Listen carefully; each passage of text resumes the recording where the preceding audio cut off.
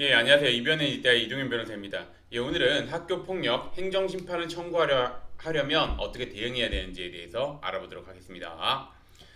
제가 이제 오늘의 주제를 선택하게 된 이유는 이 최근에 학교 폭력 행정심판을 청구하려고 한다면서 저한테 문의를 하시거나 상담을 하시는 분들이 많은데 그거에 대해서 간략하게나마 답변을 드리고자 오늘의 주제를 선택해 보았습니다.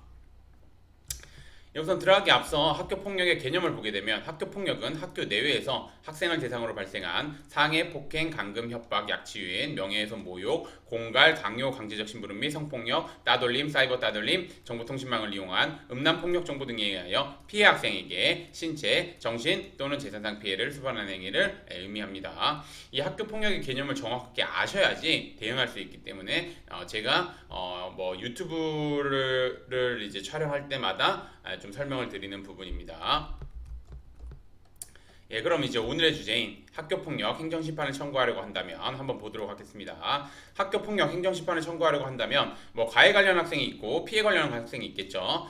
그리고 가해 관련 학생 같은 경우는 두 가지로 또 나눠지겠죠. 억울하게 학교폭력이 인정된 경우랑 그 다음에 사안에 비해서 엄중한 조치를 받은 경우. 그럼 그거부터 먼저 한번 이제 순서대로 한번 알아보도록 하겠습니다. 우선 억울하게 학교폭력으로 인정이 된 경우에는 학교폭력대책심의위원회 회의록을 확보한 뒤 학교폭력이라고 인정한 이유를 정확하게 파악하는 한편 뭐 CCTV 영상이나 당시 상황이 촬영된 CCTV 영상이나 뭐 주변 학생들의 진술 그 다음에 피해 관련 학생과 주고받은 메시지 내용 등 이런 객관적 자료를 바탕으로 해가지고 피해 관련 학생에게 신체, 정신 또는 재산상의 피해를 주는 학교폭력을 행사한 사실이 전혀 없다고 법률적인 관점에서 합리적으로 주장해야 합니다.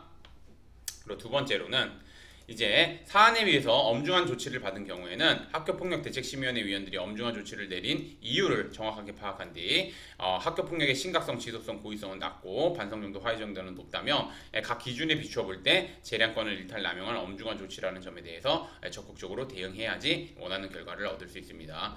보통 요즘 같은 경우는 이제 3호 이하의 조치를 받게 되면은 생기부 기재 안 되기 때문에 3호 이하 그러니까 그 4호 이상을 받은 경우에 이제 보통 행정심판이나 행정소송을 청구하죠. 그리고 이제 거기서 주장하는 게 뭐냐면 3호 이하의 조치를 받아야 된다 이렇게 주장하는데 그 주장을 하려면 요거 각 학교폭력 판단 기준 요거 각 기준에 맞춰가지고 왜 점수가 낮아야 되는지 이런 거를 그 좀 법률적인 관점에서 어필을 해야 되는 부분입니다.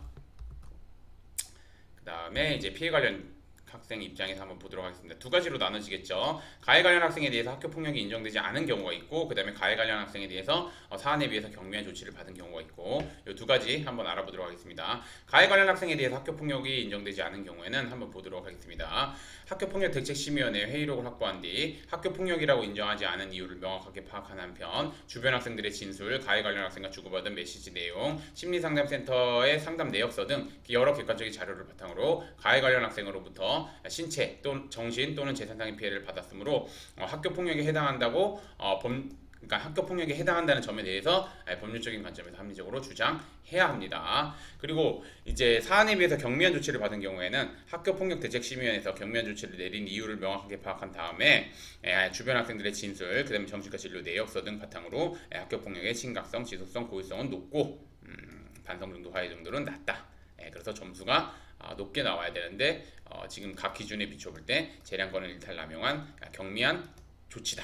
그러니까 점수가 낮게 나왔다. 이렇게 적극적으로 주장해야 합니다. 요거는 뭐 제가 진행했던 뭐 이거는 행정 소송을 했던 건데 전학 처분 취소하는 거 받았습니다. 오늘의 주제를 좀 정리를 하자면 학교폭력대책심의위원회 조치에 불복해 행정심판을 청구하려고 한다면 어떻게 대응할지 몰라 감정적으로 대응하는 경우가 굉장히 많습니다. 소송 같은 경우는 그래도 이제 뭐 변호사님 도움 받거나 이렇게 하는 경우가 많은데 행정심판 같은 경우는 그냥 청구해서 좀 감정적으로 좀 대응하는 경우가 많습니다. 근데 감정적인 대응은 오히려 불리할 수 있고 뭐 그렇게 대응하면은 거의 기각이 난다고 보시면 됩니다. 그래서 그렇게 대응하시면 안 되고 억울한 부분이 있다면 아니면은 이제 그 결과에 대해서 마음이 안 드는 부분이 있다면 그 행정 심판을 당연히 청구하거나 아니면은 뭐 행정 소송을 청구하거나 할 수 있는데 그거를 준비하려고 할 때 그 혼자서 준비하는 것보다는 이제 법률가의 도움을 받아서 진행하는 게 뭐 제가 보면은 바람직하다고 생각하고 그다음에 그런 법률가의 도움을 받을 때는 학교폭력 전문 변호사님을 도움 받으셔야 되고 그거 두 개를 확인하시는 제가 계속해서 말씀드리면 두 개로 확인하라고 말씀드리는데 첫 번째 확인하셔야 되는 게 뭐냐면 대한변협에서 학교폭력 전문 변호사로 인정하고 있는지 전국에 열 몇 명밖에 안 됩니다. 저 포함해서. 그다음에 두 번째 학교폭력 대책심의위원회 위원으로 지금 현재 활동하고 있는지 이 두 가지 꼭 요건 확인하셔서 요건 충족하시는 변호사님의 도움을 받아서 진행하는 게 사건을 진행하는데 좀 도움을 많이 받고 그다음에 유리할 수 있으니까 그렇게 말씀드리겠습니다. 오늘의 주제는 여기까지 마치겠고 저는 이변의 닉다이 이동현 변호사였습니다. 감사합니다.